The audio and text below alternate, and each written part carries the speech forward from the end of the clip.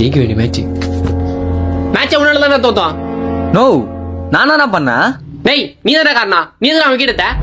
No 19வது over maiden போட்டு wicket எடுத்து கொடுத்துக்கிறேன். நான் காரணம் சொல்றேன். 19வது ஓவர் மெய்டின் போட்டு விக்கெட் எடுத்து கொடுத்துருக்கேன், என்னைய போய் காரணம் சொல்றியடா அப்படின்னு சொல்லிட்டு அவன் கேட்கறது லாஜிக் தானே.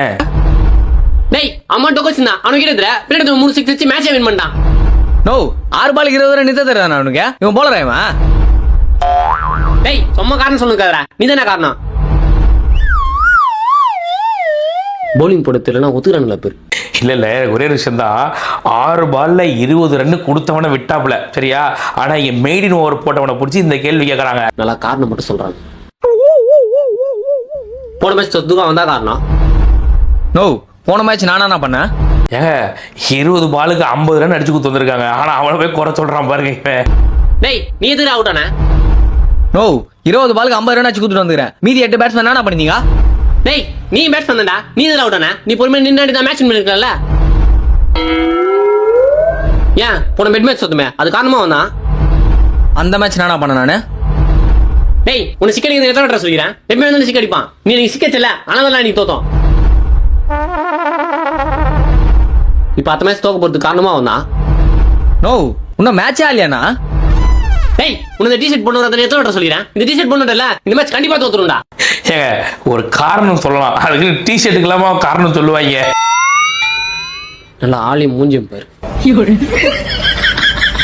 கேப்டன் அங்க பாருங்க கேப்டன்.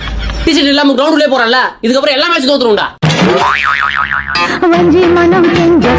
அவன் பாருங்களேன், டிஷர்ட் இல்லாம கிரவுண்ட் உள்ள போனதுக்கும் சொல்றான், டிஷர்ட் போட்டு போனதுக்கும் சொல்றான், எல்லாத்துக்கும் காரணம் சொன்னா. இது ஆக்சுவலா ஒரு டீம்ல நடக்கும். இது ஆக்சுவலா நீ அங்க நிக்கிற, இங்க நின்னுந்தாக்கா விக்கெட் எடுத்துக்கல, நீ அங்க நின்னா நம்ம தோத்தோம் நம்பர் சொல்லிட்டு தோத்ததுக்கு அப்புறமா பேசுவாங்க. அந்த மாதிரி தான் நடந்துட்டு இருக்குது.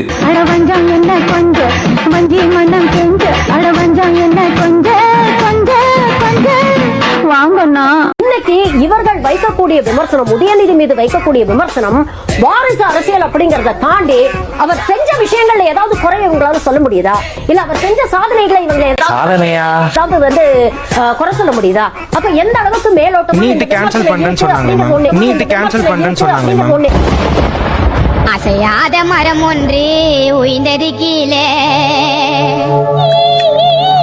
நீங்க சொன்னீங்க உதயநிதி வந்து நல்லா பண்ணாங்க, அதை ஏன் நீங்க அப்ரிஷியேட் பண்ண மாட்டேங்கிறீங்க சொல்றீங்க.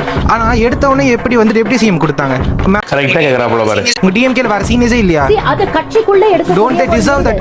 நான் முட்டு பாத்தீங்களா முரட்டு முட்டாகுதே இது. கட்சிக்குள்ள எடுக்கிற முடியும் அது மட்டும்.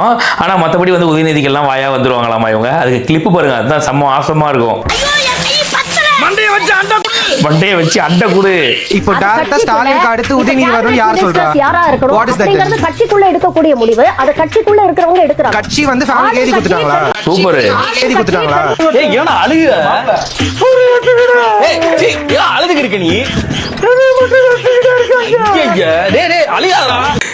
உண்மையிலேயே இதுல ஃபர்ஸ்ட் வந்து பாத்தீங்கன்னா நீட்டை பத்தி பேசின உடனே ஒரு ரியாக்ஷன் வச்சாங்க பாத்தீங்களா, அதுவே செம்ம ஹைலைட்டா இருந்துச்சுன்னு சொல்லணும். அதுக்கப்புறம் கடைசியில சர்மிளாவை கதற விடுற மாதிரி ஒரு மீம்ஸ் போட்டாங்க பாருங்க, வேற லெவலு.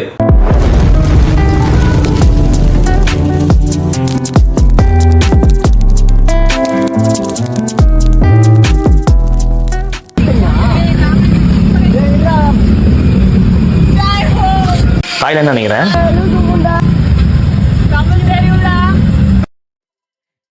இல்லை ஆக்சுவலாக வந்து இந்த மாதிரி நிறைய நடந்துருக்குது. நம்ம வந்து வெளிநாடு எங்கன்னா போகும்போது ஹோட்டலில் ரொம்ப நேரம் நிற்க வைக்கிறான்னு வச்சுக்கோங்க, எவ்வளோ நேரம்னா கொடுப்பேன் அப்படின் போது எனக்கு தமிழ் தெரியும் அப்படின்னு என்னடா உங்களுக்கு கூட தமிழ் தெரியுமாடா அப்படின்ற மாதிரி அங்கங்கே ஷாக் ஆகிருப்போம். நிறைய பேர் அது மாதிரி ஷாக் ஆகிருப்பீங்கன்னு நினைக்கிறேன் நான். அந்த மாதிரி சம்பவங்கள் பல நடந்திருக்கு. அந்த மாதிரி தான் ஒன்று நடந்திருக்கு போல தாய்லாண்டில் தம்பிக்கு.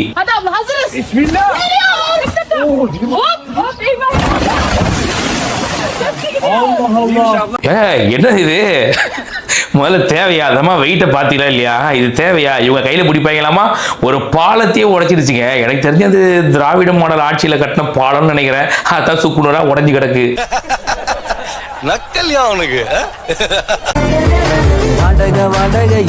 சினிமால 30 வருஷம் 40 வருஷம் 50 வருஷம் அனுபவம் உள்ள பெரிய நடிகர்களே 1000 கோடி எடுக்க சிரமப்படுறாங்க.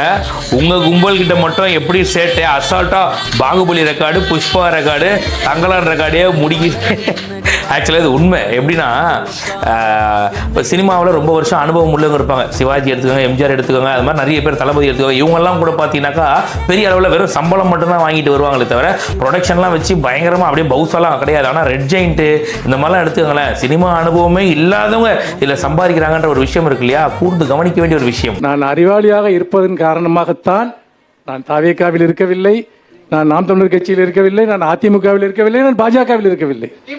என்ன அதனால்தான் இருடா டேய் வாய்முறா என்ன அதனால்தான்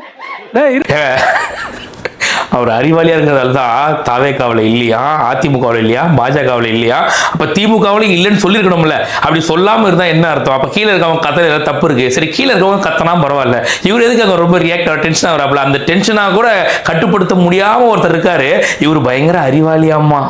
இருடா டேய் வாய்முறா என்ன அதனால்தான் இருடா டேய் வாய்முறா அது ரிப்பீட் மோட்ல போடுறான் பாருங்க. உண்மையிலே அதுதான் வேற லெவல் ஹைலைட்ல ஒரு விஷயம் ஒரு தடவை தான் நடந்திருக்கும். 3வது தடவை எடுத்து போட்டு அவர் வந்து டென்ஷன் ஆகிறத பாக்குறதுல அப்படியே பார்த்தா ஸ்பைடர் படத்துல வர எஸ் ஜே சூர்யா மாதிரி ஒவ்வொருத்தரும் அவ்வளவு ஆனந்தப்படுறாங்க நம்ம பயலுக.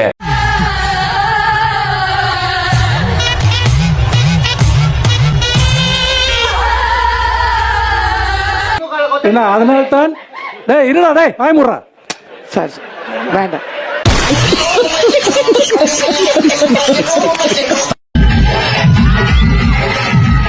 ரொம்ப குஷியா இருக்காப்ல போலயே.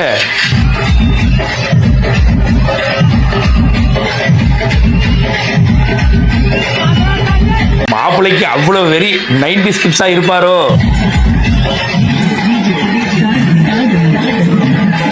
ஆக்சுவலாக அது உண்மைதாங்க. 90s கிட்ஸுக்கெல்லாம் வந்து இன்னும் நிறைய பேர், என் பேட்ச்மேட் நிறைய பேருக்கு இன்னும் கல்யாணம் ஆகாமல் இருக்குங்க. அந்த மாதிரி எல்லாம் கல்யாணம் ஆச்சுன்னா அவன் எவ்வளோ ஒரு புத்துணர்ச்சி இருப்பான் நீங்களே யோசிச்சு பாருங்க. நீங்கள் அப்படி இருக்கும்போது ஆடுறதுல ஒன்றும் தவறு இல்லையே. ஆனால் என்ன 90s கிட்ஸ்னு போட்டு மொத்த பேரையும் அசிங்கப்படுத்தி விட்டாங்க.